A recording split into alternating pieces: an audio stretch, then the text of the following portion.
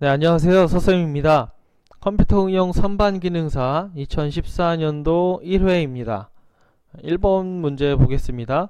금속 재료를 고온에서 오랜 시간 외력을 걸어 놓으면 시간 경과에 따라 변형이 계속 증가하는 현상을 물어봤습니다.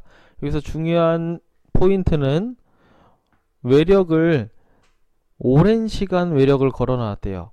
그리고 서서히 변형이 증가하는 현상, 우리가 크리프를 이야기하죠. 네, 응력과 변형률과는 좀 다른 개념이죠. 가장 중요한 인자가 오랜 시간 그리고 온도에 따라서 서서히 변형이 증가하는 현상입니다. 서서히 변형이 증가하는 현상. 우리가 일정 응력에서 자그마한 응력도 오랜 시간 동안 이 응력이 작용하게 되면 이제 제품이 또는 부품이 변형이 일어나게 됩니다.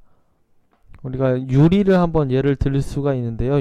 무거운 유리를 한 30년이라는 세월 동안 계속 이렇게 세워 놓게 되면 이 유리가 아래로 이렇게 처지는,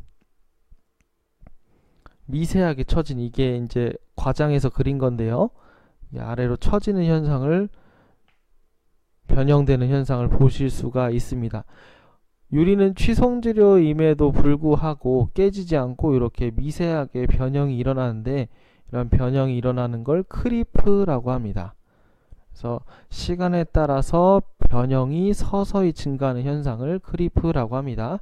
당연히 온도가 높으면 크리프가 더 잘 발생하게 되겠죠.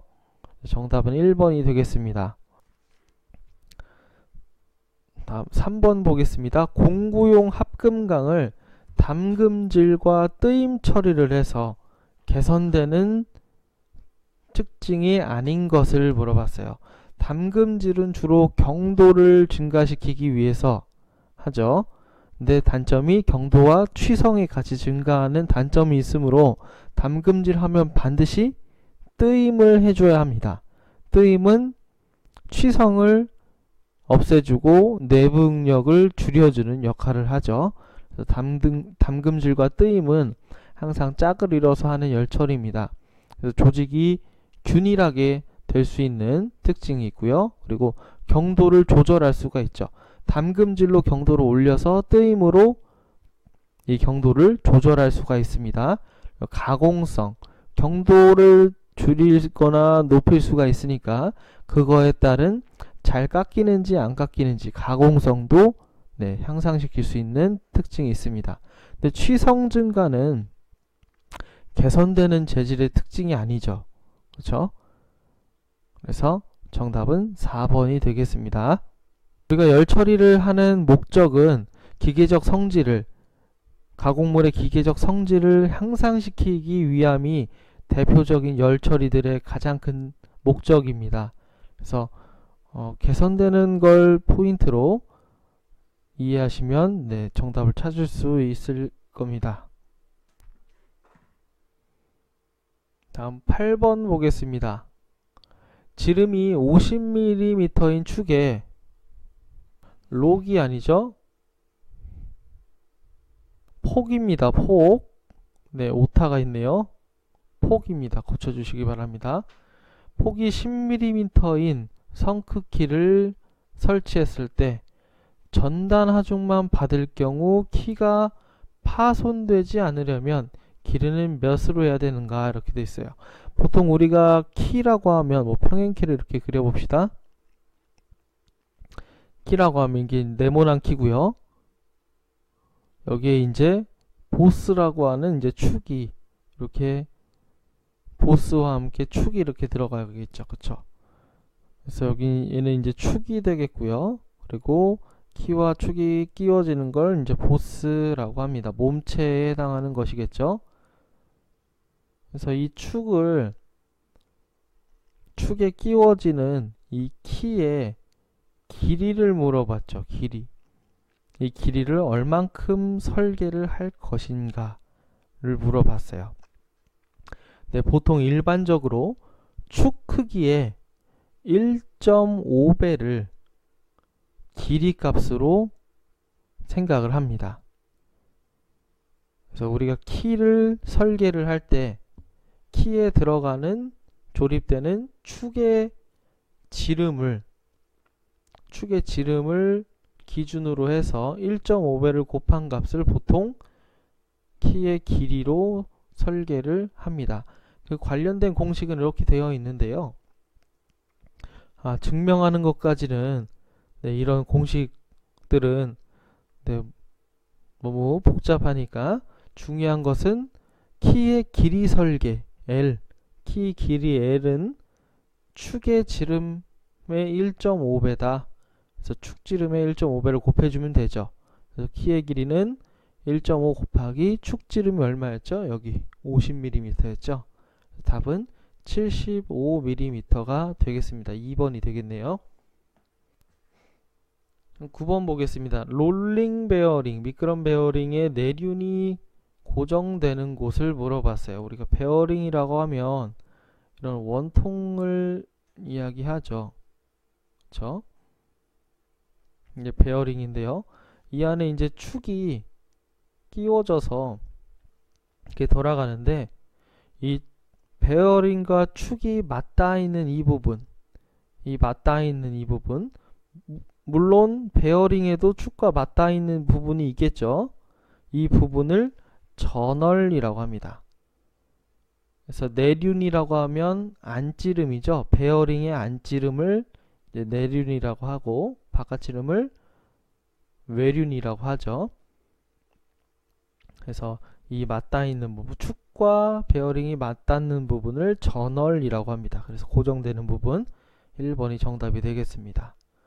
그리고 볼 베어링 같은 경우는 이 베어링 안에 볼이 이렇게 들어가서 마찰력을 줄여줘서 이제 미끄럼이 일어나게 하는 것인데, 이 볼이 베어링 안에서 잘 유지할 수 있게, 이렇게 잘 굴러갈 수 있게 얘를 이렇게 묶어주는, 이렇게 안쪽에서 이렇게 묶어주는 부품이 있어요. 볼 베어링 보시면 이렇게 안쪽에서 볼을 잘 잡아줄 수 있게 만들어주는 부품이 있습니다. 이 부품을 리테이너라고 합니다. 리테이너는 볼 베어링에 있는 것이죠. 그렇죠? 그래서 전월과 리테이너의 개념 꼭 알아두시길 바랍니다. 다음 10번 보겠습니다. 모듈이 5이고 이수가 40개인 표준 평기어의 이끝원 지름을 물어봤어요. 우리가 기어를 생각해 보면 이렇게 이빨이 있죠. 기어에서 중요한 지름이라고 하면 기어와 맞닿아 있는 기어를 이어놓은 이런 원이 있습니다. 가상의 원. 이 가상의 원을 피치원이라고 합니다. 피치원. 그리고 기어 제일 끝, 한쪽 끝하고 이 기어 이빨을 계속 이어준 것, 기어의 가장 바깥지름이 되겠죠. 이 기어의 가장 바깥지름을 이끝 지름이라고 합니다. 그래서 이끝 원 지름이라고 하죠. 우리가 피치원을 구하는 공식, 피치원 D는 모듈 곱하기 기어의 이수죠. 이끝원을 구하는 공식은 조금 다릅니다. 이끝원 지름을 구하는 공식은 피치원 지름의 2 곱하기 모듈이에요. 이거 꼭 암기해 두셔야 합니다. 이끝원 지름의 공식하고 피치원 지름의 공식 꼭 암기해 두셔야 합니다. 그래서 피치원 지름은 D는 MZ라고 해서 모듈은 5죠. 그쵸? 그리고 이수는 40이니까 피치원 지름은 200mm가 되겠습니다. 그리고 이끝원 지름은 이 피치원 지름 더하기 모듈의 2배를 한 것이죠. 200 더하기 2 곱하기 모듈, 그래서 210mm가 되겠습니다. 정답은 2번이 되겠네요. 개념적으로 보자면 이 기어의 이빨이 한 개를 이렇게 봅시다. 그래서 중간에 이제 파란 선으로 들어가는 피치 원지름이 이렇게 지나가게 되죠. 그쵸? 근데 이 끝, 이 중심부터 이 여기 높이까지를 이 높이가 모듈 값과 같습니다. 근데 반대쪽에도 기어 이빨이 있죠. 그럼 피치 원지름은 이렇게 해서 똑같이 돌아가니까 반대쪽에도 기어의 이 끝 높이가 m이니까 최종적으로 이 끝 원지름이라고 하는 건 피치 원지름에 더하기 위쪽 모듈과 아래쪽 모듈을 더한 거 2 곱하기 m 해서 이 끝 원지름의 공식이 나오게 됩니다. 그래서 중요한 건 피치 원지름의 공식, 이 끝 원지름의 공식 꼭 외워두시길 바랍니다. 시험 문제 자주 출제가 됩니다. 다음 11번 보겠습니다. 두 축이 평행하고 거리가 아주 가까울 때 각 속도의 변동 없이 토크를 전달할 경우 사용되는 커플링의 종류를 물어봤죠. 그 중에서 각 속도의 변동 없이가 가장 중요한 키워드고요. 두 축이 평행하대요. 두 축이 이렇게 축이 엇갈려 있는 경우는 직교하는 것이죠. 근데 두 축이 평행한데 각 속도 변화 없이 이 토크와 여기 있는 돌아가는 토크를 전달할 수 있는 커플링은 올덤 커플링 뿐이죠. 그쵸? 그래서 올덤 커플링을 설명할 때 키워드가 각 속도의 변동 없이 동력을 전달시키는 가장 대표적인 커플링입니다. 정답은 3번이 되겠습니다. 다음 17번 보겠습니다. 원통이나 축 등의 투상도에서 대각선을 그어서 그 면이 평면임을 나타낼 때 사용되는 선을 물어봤어요. 그러니까 이 해설의 그림을 한번 보겠습니다. 이렇게 되어 있는데요. 지금 왼쪽에 있는 건 파이로 되어 있어요. 파이 15라고 해봅시다. 이렇게 되어 있어요. 그리고 이쪽 부분에 있는 거 대각선으로 그어서 치수가 정사각형이라고 하는 치수가 되어 있죠. 그쵸?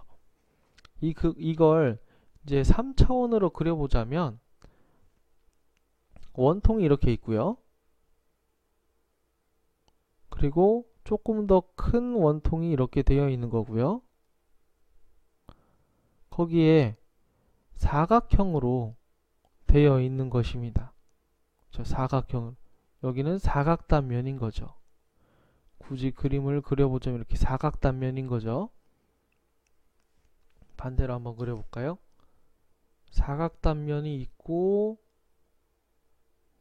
원통이 이렇게 있고 그리고 조그마한 원통이 이렇게 있는 이런 단면이 되겠습니다. 그래서 지금 파란 부분이 여기 있는 파란 부분이 여기에 해당하는 것이죠. 반대로 그렸죠. 제가 그쵸? 여기 있는 이 X 부분을 표시하는 것이죠. 그래서 투상도로 옆으로 보게 되면 다 똑같은 평면이기 때문에 이게 회전체인지 사각형인지를 알 수가 없어요. 그렇기 때문에 이렇게 X 표시를 해주는 겁니다. 그래서 평면임을 나타낼 때는 이때는 가능실선을 써서 대각선을 표시해 줍니다. 그래서 가능실선으로 대각선을 표시해 주므로 정답은 3번이 되겠습니다. 다음 18번 보겠습니다. 스프로킷 휠의 도시 방법, 그리는 방법에 대한 내용이 나왔는데요. 스프로킷 휠도 기어를 표시하는 방법과 거의 동일합니다. 나사나 기어를 표시하는 방법과 동일합니다. 그래서 하나씩 보겠습니다. 바깥지름은 굵은 실선으로 한다. 맞죠? 그쵸? 바깥지름 굵은 실선으로 한다. 옳은 걸 고르라 했으니까 1번이 정답이 되겠네요. 이 뿌리원은 일점세선이 아니라 가는 실선으로 하죠. 실선. 가는 실선으로 그립니다. 윗부리원은 가는 실선으로 그립니다. 기어의 윗부리원도 가는 실선으로 그려주죠. 피치원은 가는 파선이 아니고 일점세선으로 하죠. 일점세선. 기어에서도 피치원은 일점세선으로 표시해 줍니다. 그렇죠? 요 목표는 필요에 따라서 작성할 수 있습니다. 작성하지 않는 게 아니라 필요에 따라서 작성할 수도 있습니다. 정답은 1번이 되겠습니다. 다음 19번 보겠습니다. 도면에 대한 설명으로 잘못된 것은 물어봤어요. 1번 보겠습니다. 긴 축은 중간을 파단에서 짧게 그렸고 치수는 실제 치수를 기입하였다. 여기 중간에 짧게 생략한 걸 볼 수 있고요. 치수는 실제 있는 그 치수를 적었죠. 지금 여기를 잘랐다고 해도 이게 200이라고 하는 실제 치수를 적어주는 겁니다. 이걸 이제 생략이라고 하죠. 그걸 이야기합니다. 1번은 맞고요. 2번 평행키 홈의 깊이 부분을 회전도시 단면도로 그렸다라고 했는데 평행키는 여기 있죠. 그쵸? 근데 이게 회전도시 단면도가 아니고 무슨 단면도죠? 부분 단면도로 나타내었죠. 회전도시 단면도가 아니고 부분 단면도로 나타냈습니다. 빨간색 있는 부분, 여기 부분 단면도, 이쪽 부분 부분 단면도로 나타냈죠. 틀렸습니다. 그럼 2번이 정답이겠네요. 3번 보기도 보겠습니다. 평행키 홈의 폭 부분을 국부투상도로 나타내었다. 평행키 홈 부분을 국부투상도로 나타냈대요. 어떤 그림을 이야기하냐면 이 파란색 그림을 이야기하죠. 그래서 국부투상도로 보통 나타내게 됩니다. 그 다음 4번 축의 양 끝을 1 곱하기 45 못되기 하도록 지시하였다. 여기 못되기 한 부분이 있죠. 이 그림이 좀 잘못 나왔네요. 이렇게 끝이 이렇게 되어야 하죠. 네, 그림 고쳐주시길 바랍니다. 네, 못되게 하도록 지시하였다. 그래서 정답은 2번이 되겠습니다. 20번도 한번 보겠습니다. 나사의 표시를 옳게 나타낸 것을 물어봤어요. 우리가 나사의 호칭 방법은 가장 먼저 왼 나사인지 오른 나사인지를 써줍니다. 그래서 왼 나사인지 오른 나사인지 좌로도 쓸 수도 있고요. 왼으로도 쓸 수도 있습니다. 왼쪽 나사를 이야기하네요. 다음 몇 줄 나사인지를 이야기합니다. 감긴 방향을 써줬으면 몇 줄 나사인지, 여긴 두 줄 나사, 이렇게 한 줄 나사면 한 줄, 두 줄 나사면 두 줄 써줍니다. 다음 나사산의 호칭을 이야기하는데요. M25라고 하면 미터 나사의 기호를 이야기하죠. 나사의 기호도 외우고 계셔야 합니다. 그리고 25mm 호칭 지름을 이야기하죠. 그 다음 뒤에 곱하기 2는 피치를 이야기합니다. 그리고 뒤에 등급, 나사산의 등급, 그래서 6H 이렇게 나타내게 됩니다. 4번이 정답이 되겠네요. 해석을 해보자면 네, 감긴 방향이 왼쪽으로 되어 있는 두 줄 나사, 미터 가는 나사인데 지름이 25짜리네요. 그리고 피치가 2.0짜리고 6H라고 하면 앞나사 등급이죠. 대문자가 앞나사죠. 그쵸? 그리고 공차 6등급, 앞나사 6등급 이렇게 되어 있습니다. 4번처럼 표시하면 되겠습니다. 4번이 정답이 되겠습니다. 자, 21번 보겠습니다. 부품이 기능과 역할에 따라서 틈새도 생기기도 하고 죬새도 생기기도 한대요. 그러면 중간 끼워 맞춤이 되겠죠. 우리가 끼워 맞춤이 세 가지가 있는데 헐거운 끼워 맞춤과 억지 끼워 맞춤과 중간 끼워 맞춤 세 개가 있습니다. 표준 끼워 맞춤은 없고요. 헐거운 끼워 맞춤은 축과 구멍을 조립했을 때, 뭐 두 부품을 조립했을 때 항상 틈새만 생기는 경우, 틈만 생기는 경우, 빈틈이 계속 생기는 경우가 헐거운 끼워 맞춤이죠. 그리고 억지 끼워 맞춤은 죗만 생기는 경우, 계속 틈이 생기지 않고 조임만 생기는 경우, 이게 중간, 기능의 역할, 상황에 따라서 틈이 생기기도 하고 조임이 생기기도 하는 경우는 중간 끼워 맞춤, 이렇게 판별을 합니다. 문제에서는 중간 끼워 맞춤을 물어봤으므로 정답은 4번이 되겠습니다. 22번 보겠습니다. 표면의 결 도시기호에서 가공에 의한 컷의 줄무늬를 물어봤죠. 그래서 줄무늬가 여러 방향으로 교차하거나 또는 무방향이다 라고 했을 때 기호는 어떻게 되냐 그랬죠. 무방향은 M자로 표현하죠. M. 그쵸? 근데 우리가 표시 기호에서 이렇게 표면이 있다고 했을 때 면의 표시 기호를 이렇게 삼각형, 오른쪽이 삐져나온 삼각형 이렇게 표시를 하죠. 면의 지시기호인데요. 이 지시기호의 표면의 줄무늬는 어디다 표시하냐? 여기다 표시하죠. M. 그쵸? 그러면 이 해당하는 게 바로 2번이 되겠습니다. 1번의 C라고 하는 표현은 동심원인데요. 이렇게 결을 만드는 거고요. 나이테처럼요. 무방향은 방향이 없이 그냥 마구잡이로 결을 만드는 것이고, R이라고 하는 건 방사상으로 이렇게 방사형으로 만드는 것이죠. X는 교차로 두 방향이 이렇게 교차하게 결을 만드는 것입니다. 그래서 표면의 줄무늬, 기호가 꼭 자주 출제가 됩니다. 그래서 외워두시길 바랍니다. 24번 보겠습니다. 도면에서 어떤 경우에 해칭을 하는가? 우리가 단면을 할 때 해칭을 하죠. 도형의 단면을 할 때. 그래서 해칭이 없는 곳은 잘려지지 않은 면, 해칭이 있는 곳은 잘려진 면. 그래서 절단 단면을 표시할 경우에 해칭을 합니다. 또는 다른 것도 있죠. 해칭 대신 이렇게 색칠을 하면, 아예 색을 이렇게 칠해버리면 이걸 스머징이라고 하죠. 스머징. 내부 형상을 이렇게 색칠해서 단면을 표시할 수도 있습니다. 보통은 기계제도에서는 해칭을 많이 사용하죠. 해칭과 스머징. 25번 보겠습니다. 최대 실체 공차 방식을 어떻게 나타내느냐를 물어봤어요.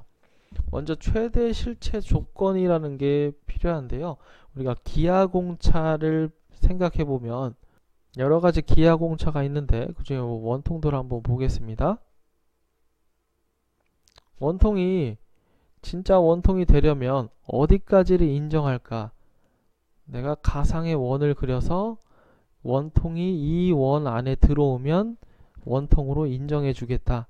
그리고 최소로는 이 원통 안에 들어오는 사이즈에 맞으면 이 원통을 파이 50이라고 생각을 허용하겠다 라고 기하공차나 아니면 치수공차의 개념을 가지고 오게 되죠.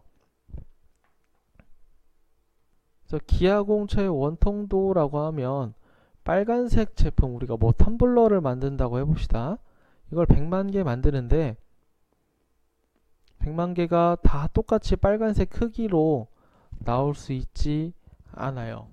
그래서 여러 가지 중에 가장 많이 커져봤자 파란색까지 커지면 허용을 하고, 가장 많이 줄어봤자 검은색까지 줄면 허용을 하겠다.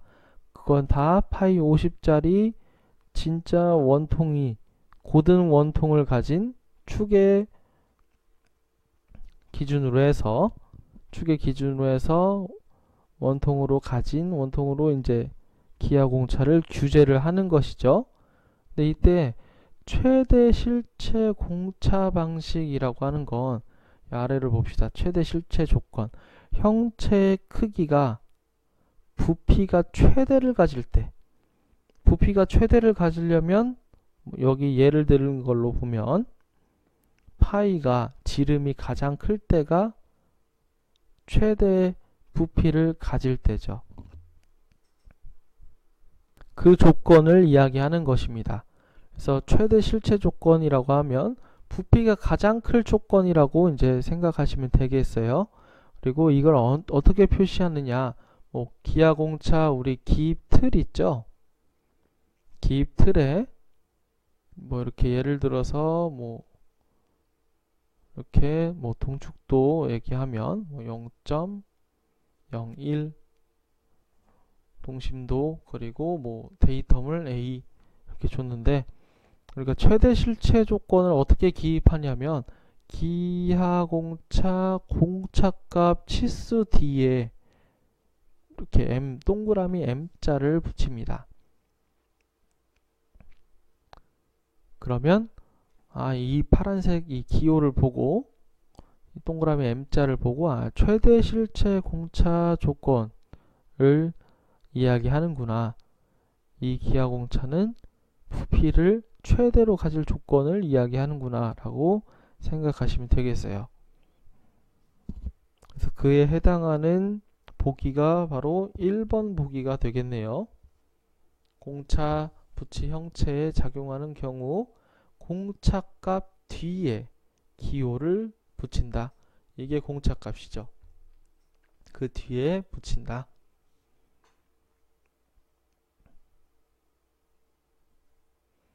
참고로 최소 실체 조건도 있습니다. 부피가 최소를 가질 조건. 이때는 동그라미 L자를 공차값 뒤에다 붙여줍니다.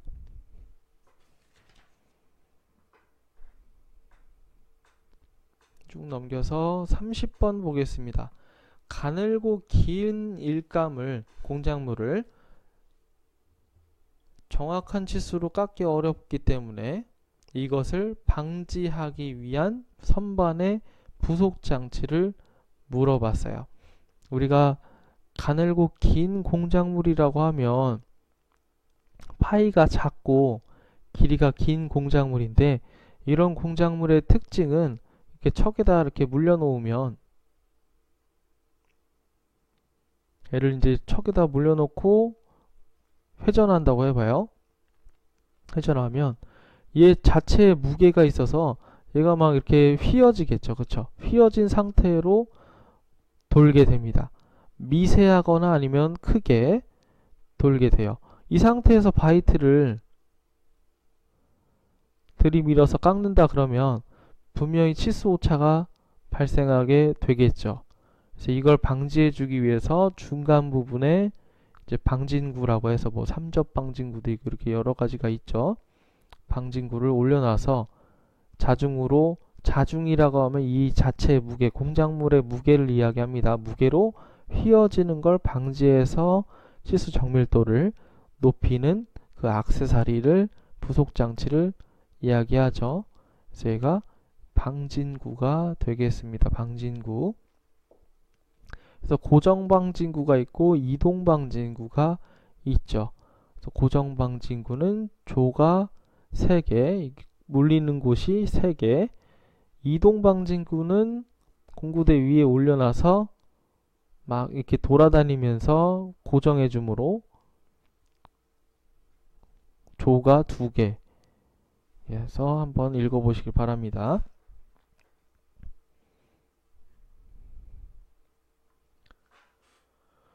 그럼 34번 보겠습니다. 절삭 속도가 126m/min이시고 커터 날수 8개, 지름 100mm, 날당 이송을 0.05mm라 하면 테이블에 이송 속도를 물어봤어요. 이송 속도.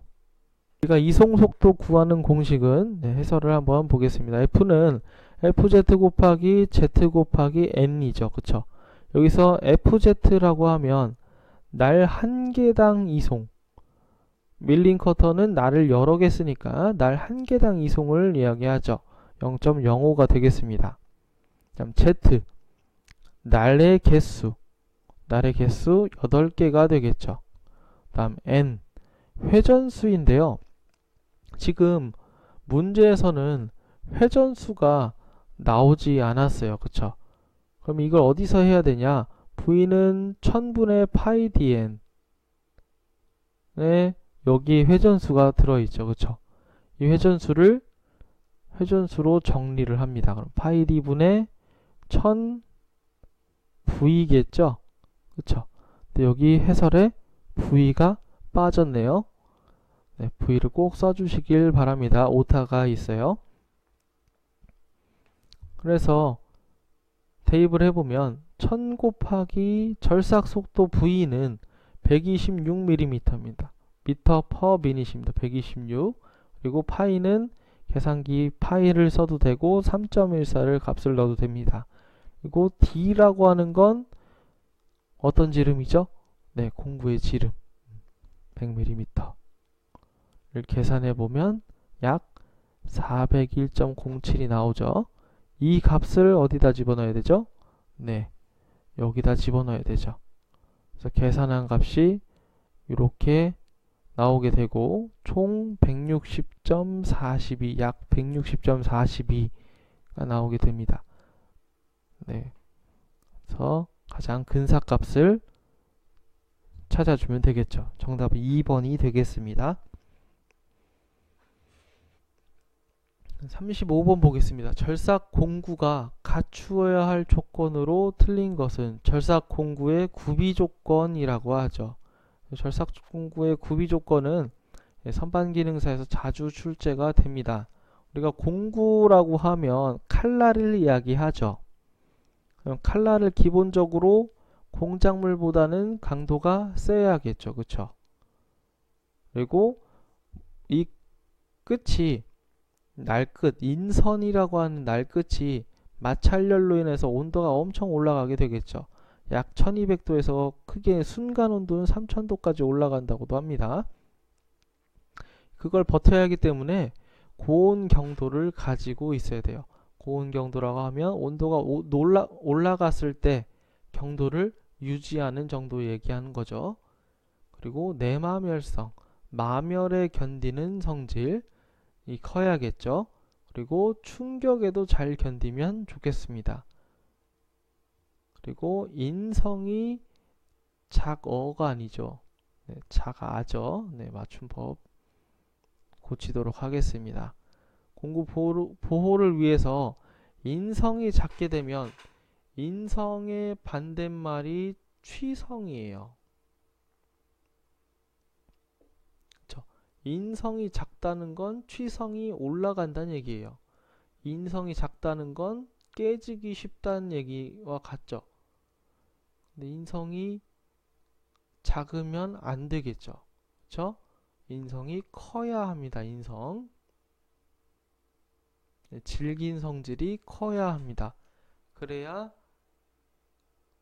충격에도 잘 견디고 내구성이 올라가게 되겠죠. 그래서 4번이 틀린 보기가 되겠습니다.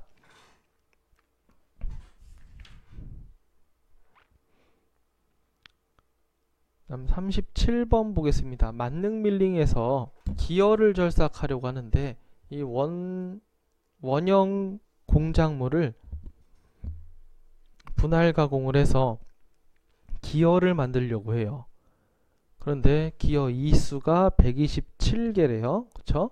우리가 분할 방법, 밀링을 분할대를 이용한 분할 방법은 3가지 정도가 있습니다. 어떤 것이냐면 직접 분할법, 대표적으로, 그리고 단식 분할법, 그리고 차동 분할법, 이렇게 3가지가 있어요. 복식 분할법은 없습니다. 외워야 될 건 이 3가지인데요. 직접 분할법은 24의 약수, 24로 나눠지는 수만 분할을 할 수가 있어요. 그래서 24의 약수라 그러면 뭐 24, 12 여기 있네요. 24, 12, 8, 6, 4, 3, 2 이렇게 24의 약수, 이런 등분들이 가능합니다. 되게 단순하죠. 그죠? 이 이외의 등분들 뭐 3, 예를 들어서 9등분을 하고 싶다. 그러면 직접 분할법으로는 할 수가 없는 거예요. 그죠? 그럼 다른 분할법으로 넘어가야 되는데 그 분할법이 이제 단식 분할법입니다. 40분의 1 회전해서 이 회전수로 계산을 해서 하는 것이죠. 이제 단식 분할법도 못하는 경우가 있어요. 예를 들어서 이렇게 127개 같은 경우 특수한 숫자로 분할하는 경우에는 제일 복잡한 차동 분할법을 사용해야 됩니다. 그래서 분할을 할 수 없는 61번, 61등분 이상 또는 소수나 특수 숫자들 같은 경우에는 차동 분할법을 사용해야 합니다. 그래서 간단하게 우리가 직접 분할법은 24의 약수로 등분하는 것이고 그걸 넘어가면 단식 분할법을 하고 단식 분할법에서도 61등분 이상으로 올라가면 차동 분할법까지 간다. 이렇게 단계적으로 알고 계시면 되겠습니다. 정답은 1번이 되겠습니다. 127개는 61 이상이고 특수한 숫자니까요. 그럼 39번 보겠습니다. 탭의 파손 원인으로 가장 적절한 것은 이라고 했어요. 탭이라고 하면 암나사를 내는 공구를 이야기하죠. 그래서 탭은 우리가 이렇게 구멍이 있다고 하면 단면도를 한번 그려보죠. 탭 공구를 이용해서 이렇게 탭 공구를 이용해서 암나사를 이렇게 내게 됩니다. 그쵸? 근데 이 탭이 경사지게 들어가는 경우, 이렇게 경사지게 들어가는 경우, 들어가다가 부러지게 되겠죠. 계속 억지로 집어넣게 되면요. 그리고 지름의 구멍이 너무 작은 경우, 이 구멍이 너무 작은데 억지로 탭을 집어넣게 되면 탭이 또 부서지게 됩니다. 탭 공구가요. 그리고 적합한 핸들을 사용하지 않는 경우, 탭 가공하는 공구는 이렇게 생겼고 이걸 잘 돌려주기 위해서 탭 핸들이라고 하는 이렇게 막대기로 생긴 탭 핸들을 이렇게 돌립니다.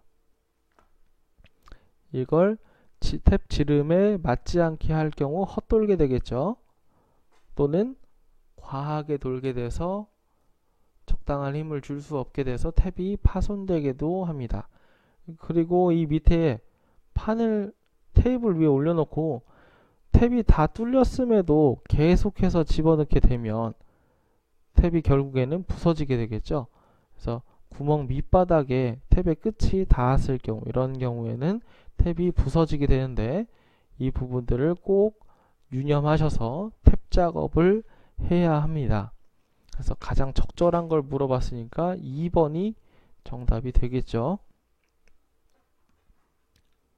40번 보겠습니다. 연성재료를 절삭할 때 유동형 칩이 발생하는 조건으로 알맞은 것은, 유동형 칩은 절삭 조건이 가장 좋을 때를 이야기하죠. 그래서 절삭 깊이가 작고 절삭 속도가 빠르고 경사각이 크고, 경사각이 크다는 얘기는 칼날이 예리하다는 얘기입니다. 그래서 칩이 원활하게 잘 깎여 나갈 때 유동형 칩이 발생하게 되는 것이죠. 그에 해당하는 게 바로 1번이 되겠네요. 절삭 깊이가 적고 절삭 속도가 빠를 때 1번이 정답이 되겠습니다. 저속 절삭은 안 되죠. 깊이가 커도 절삭 저항이 크므로 유동형 칩이 발생하기가 어렵습니다.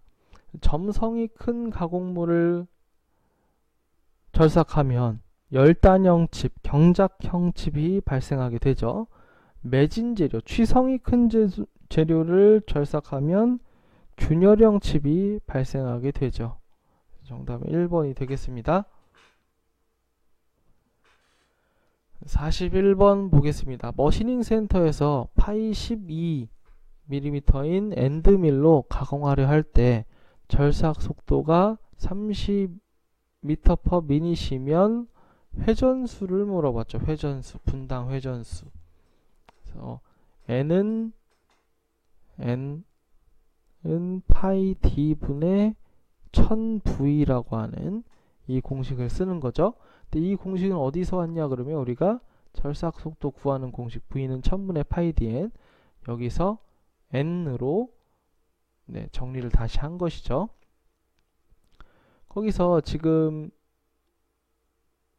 d 값은, 여기 있는 d 값은 엔드밀의 크기, 공구의 크기를 이야기하죠. 그쵸? 워시징 센터니까요. 그리고 여기도 마찬가지로 V가 오타로 빠졌습니다. 꼭 집어넣어 주시길 바랍니다. 그래서 V는 절삭 속도 32m/min이죠.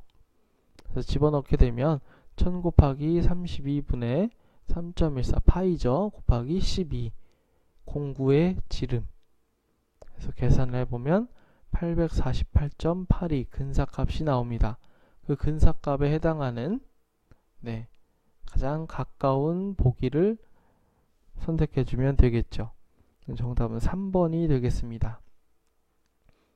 옆에 있는 44번도 한번 볼까요? 조작판의 급속 오버라이드 스위치에 대한 내용이에요. 그래서 G00 급속 이동 동작을 하려고 하는데 이송 속도를 물어봤어요. 급속 이송이 어떤 속도로 하냐? 근데 기계의 급속 이동 속도는 1000mm/min이다 라고 했는데 지금 조작판이 이렇게 되어 있죠. 프로그램에서 G00이 이미 설정되어 있는 속도는 1000mm/min인데 봅시다. 조작판은 사람이 조작할 수 있는 거예요. 그래서 이 조작판 방향을 보면 사람이 F25라고 하는 스위치에 걸어 놓게 되었죠. 그쵸? 근데 단위를 볼까요? 퍼센트예요. 그쵸? 그럼 4분의 1이죠. 100분의 25죠. 이게 퍼센트죠.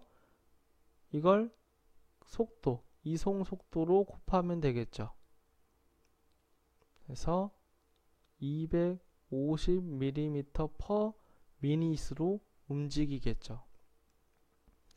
이제 개념적으로 다시 보자면 원래는 100%로 되어 있으면 얘가 100% 이렇게 스위치가 돌아가 있다 라고 하면 이 속도대로 움직일 거예요. G00 명령이요, 지령이요. 근데 사람이 임의로, 작업자가 임의로 25% 4분의 1만큼만 빠르기로 돌아가게끔 지정을 해 놓은 거죠. 그쵸? 그래서 4분의 1만큼인 250mm만 mm/min 분당 250mm만 움직이게 이렇게 한 것입니다. 만약에 얘를 0에다 이렇게 갖다 놨다고 하면 급속 이동이 일어나지 않겠죠. 그쵸? 그래서 조작판의 조작 스위치 이 개념 꼭 알아두시길 바랍니다.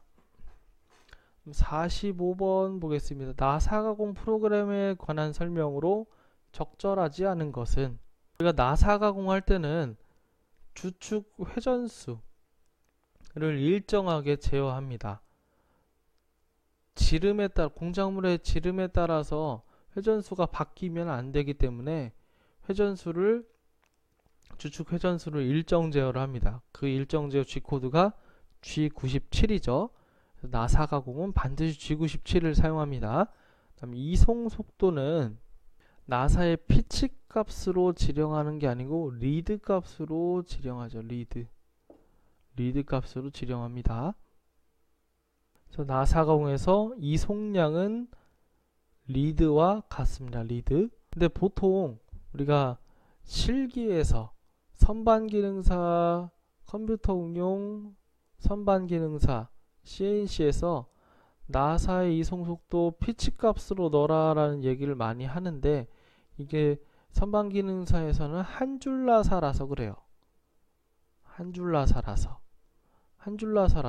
리드는 줄수 곱하기 피치죠. 근데 한 줄 나사는 1이니까 없는 거와 다름없어요. 그래서 리드와 피치가 같으므로 피치 값을 지령한다는 얘기를 가끔씩 듣게 됩니다. 이송 속도는 피치 값으로 해라 라는 이야기를 듣긴 하는데, 엄밀히 이야기하자면 이제 뭐 현장에 나가게 되면 피치 값으로 알고 있으면 안 되는 것이죠. 그쵸? 리드로 알고 있어야겠죠. 그쵸? 분명히 줄수가 두 줄 나사도 있고 세 줄 나사도 있고, 네, 다루는 취급하는 나사가 종류가 많기 때문에 나사는 피치 값이 아니라 리드 값으로 지령합니다. 이송 속도를요. 그리고 나머지 보기는 다 맞습니다. 고정형 나사 절삭 사이클 76 가장 많이 사용하게 되죠. 그래서 이 부분에 대한 내용이 자주 나옵니다. 그래서 여기 있는 이 내용, CNC 선반 나사 가공에서 이송량, 이송 속도 값은 나사의 리드와 같다. 다음 46번 보겠습니다. 30파이 드릴 가공에서 절삭 속도가 150m/min이고요. 이송이 0.08mm/revolution, 회전당 0.08 이동하죠. 그때 회전수와 이송 속도 두 개를 물어봤어요. 일단 회전수 먼저 구해보죠. 1000분의 파이 dn에서 네, 이 공식을 넘어오는데 계속 V가 빠져 있네요. 네. 그래서 구해 보겠습니다. N은 1000 곱하기 V가 뭐였죠? 네. 절삭 속도 150이었죠. 150 써줬고요. 그리고 파이는 3.14, 계산기에 파이를 사용해도 됩니다. 그리고 곱하기 D 값은 드릴의 공구의 지름. 해서 계산을 해보니까 1591.54, 그래서 근사값이 나왔어요. 그래서 가장 가까운 요 값이 되겠네요. 1592. 이송은 지금 이송이 0.8 레볼루션이라고 했는데, 우리가 RPM이라고 하는 단위를 한번 봐야 됩니다. 분당 회전수라고 하죠. 그럼 1분은 미닛이라는 단위를 쓰고요. 그쵸? 미닛, 그리고 per revolution, 1분당 몇 바퀴 도는지, revolution 몇 바퀴 도는지를 표시하는 같은 단위입니다. 그쵸? 근데 이송의 단위 한번 보죠. 이송 밀리미터 per revolution이에요. 보면 이송 속도라는 건 이송 곱하기 회전수예요. 그러면 단위만 놓고 보자면 이송의 단위는 밀리미터 per revolution이고 곱하기 회전수의 단위 revolution per minute이죠. 같은 레볼루션끼리 약분이 되고요. 남아있는 밀리미터와 밑에 깔려있는 미닛, 밀리미터 per minute만 남게 돼서 이런 단위가 나오게 됩니다. 그래서 결국엔 이송 속도라는 것은 1분당 몇 미리를 가느냐예요. 그쵸? 그러면 이송이라고 하는 것과 이송 속도는 다른 개념입니다.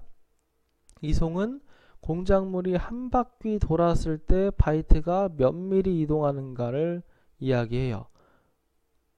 근데 여기다 회전수를 더하게 되면 회전수는 1분당 몇 바퀴를 도는가를 이야기하니까 얘를 둘이 곱하게 되면 1분당 바이트가 얼마나 이동하는지를 알 수가 있게 되는 거죠. 이게 바로 이제 이송 속도의 개념입니다.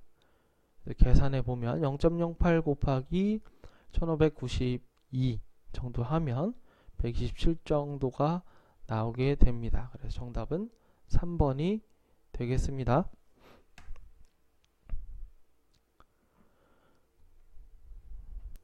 다음 49번 보겠습니다. 다음 프로그램에서 P가 의미하는 것은 이라고 했어요. 우리가 G71이라고 하면 네, 고정 사이클이죠. 황삭 고정 사이클이죠. 내외경 고정 사이클인데 일반적으로 황삭 사이클이라고 합니다. 황삭 사이클.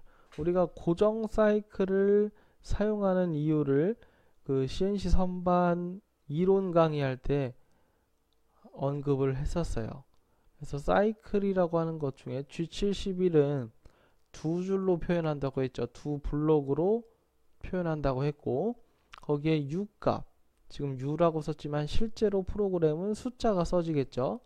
U 값은 1회 절임량, 한 번 가공할 때 얼마만큼 가공을 하는지를 쓰는 것이고, R 값은 후퇴량이죠. 절삭하고 돌아올 때 살짝 띄워서 허공에서 돌아오도록 하는 후퇴량을 이야기합니다. 다음 PQ는 우리가 최종 형상에 안내를 해야 되는데, 최종 형상의 시작점, 최종 형상의 끝점. 그래서 이 PQ에 우리가 원하는 형상의 모양에 대한 정보가 들어있는 것이죠. 그리고 두 번째 줄의 U 값은 X축 방향으로 여유량, W는 Z축 방향으로 여유량, F는 이송속도, 그렇죠? 이렇게 합니다.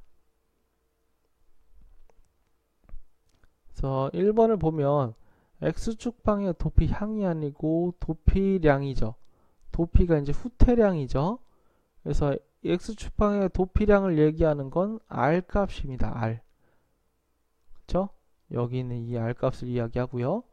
고정 사이클 시작 번호 P를 얘기하죠. 시작 번호. 그리고 고정 사이클 끝 번호 Q를 얘기하죠. X축 방향의 1회 절임량 U를 얘기하죠. U. 그렇죠? 그래서 P가 의미하는 건 바로 2번이 되겠습니다. 71 사이클. 네, 실기 시험하고도 관련이 깊죠. 그래서 꼭 암기해 두시고 외워 두시길 바랍니다. 다음 52번 보겠습니다. 머시닝 센터에서 10mm 엔드밀로 파이 50인 내경을 윤곽 가공하는 프로그램이다 라고 했어요. 이런 빨간색 공구 엔드밀로 이 파란색 부분을 깎아내려고 하는 부분이죠. 이렇게 이 부분을 깎아내려고 하는 거예요. 근데 절삭 속도를 물어봤죠. 절삭 속도. 그럼 절삭 속도라고 하면 우리가 알고 있는 공식 V는 1000분의 파이 dn. 그쵸? 여기에서 이제 파이는 계산기에 있는 숫자 3.149, d 값은 어디 있죠? d 값은 공구의 지름. 머시닝 센터니까 공구의 지름이죠. 공구의 지름 집어넣으면 됩니다. 10. 그리고 회전수. 회전수는 어디 있죠? 문제에는 회전수가 없어요. 회전수가 없어요. 그럼 프로그램을 봐야겠죠?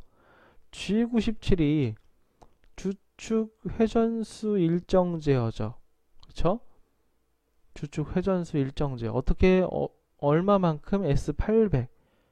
G97의 S800이라고 하면 800 RPM으로 계속해서 돌리고 있어라 라고 하는 이야기죠. 여기 W가 아니고 M입니다. M03 주축 정회전이죠. 이렇게 맞습니다. 800 RPM으로 돌고 있어라. 그러면 이게 바로 회전수죠.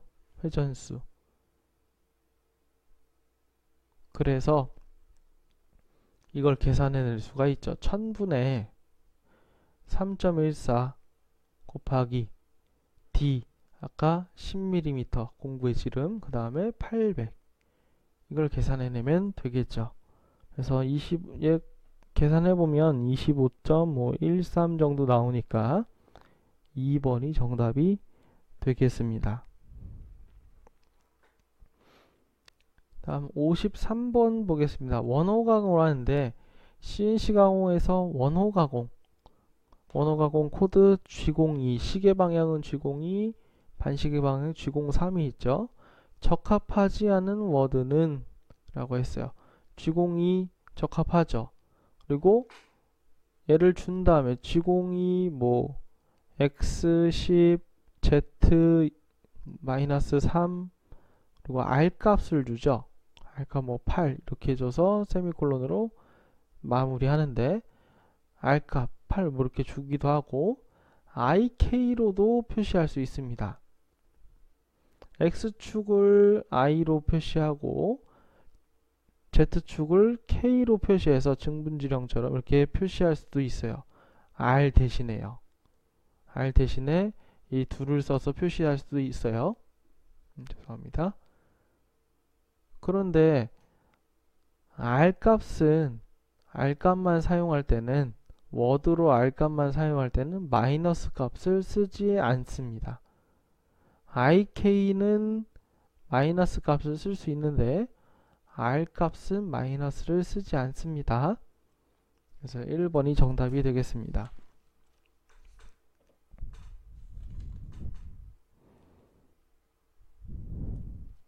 그럼 55번 보겠습니다. 공구 보정 화면을 보고 3번 공구의 날끝, 인선이라고 하는 날끝이죠. 반경을 보정하는 값으로 옳은 것은 이라고 했어요. 지금 보면 G00 급속이동해라. X20, Z0인 방향으로 급속이동을 해라. 그리고 급속이동하면서 3번 공구는 보정번호 3번으로 보정을 해라 라는 뜻이죠. 3번 공구가 어디 있냐 라고 하면 3번 공구 T를 봐야겠죠. 3번 공구 여기하고 여기 두 개 있습니다. 공구 이제 보정 화면에요. 그리고 보정 값을 03번을 주랬어요. 보정 번호 3번이래요. 그럼 보정 번호 3번이죠. 그쵸? 거기에 있는 공구 인선 날끝의 반경을 물어봤죠. 원래 바이트가 이렇게 뾰족해야 되는데 실제로 이렇지 않다 그랬죠. 이 끝이 자세히 보면 끝이 이렇게 동그랗다고 했습니다. 동그랗다고 했어요. 왜 그러냐면 너무 날카로우면 공구 수명도 보장할 수 없을 뿐더러 가공이 너무 생산성이 저하되므로 이제 공구 반경을 주는데요. 그 반경 값이 바로 R입니다. 그래서 3번 공구의 보정번호 3번의 R 값을 이야기하는 거죠. 그래서 0.4, 2번이 정답이 되겠습니다. 만약에 여기 프로그램에 이 번호가 안 써있고 T0301로 써져 있다고 하면 보정번호가 뒷자리 2개 1번이므로 0.8이 되겠죠. 이렇게 구분하시면 되겠습니다.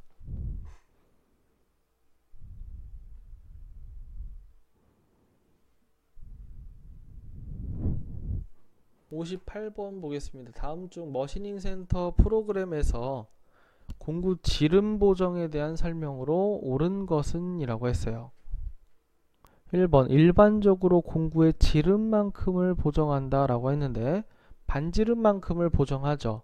우리가 공구를 위에서 봤을 때 머시닝 센터에서 기계는 공구의 중심을 생각합니다. 기준을.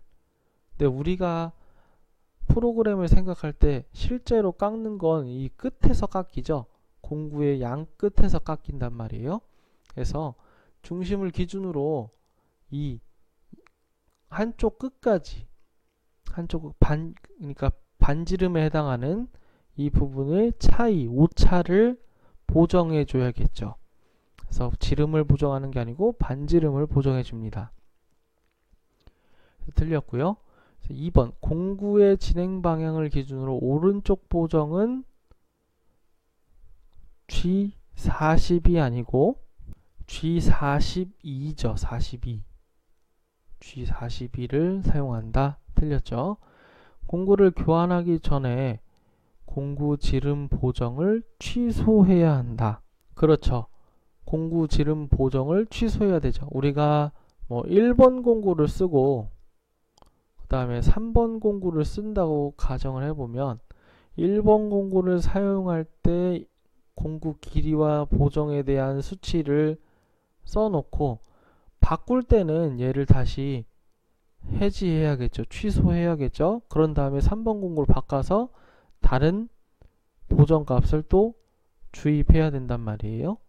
그래서 공구를 교환하기 전에 다 사용했으면 지름 보정을 취소한 다음에 공고를 교환하고 이런 식으로 사용을 해야 합니다. 그래서 3번이 정답이 되겠고요. 4번 보정 취소는 G코드 G40을 사용하죠. 49가 아니고요. 정답은 3번이 되겠습니다.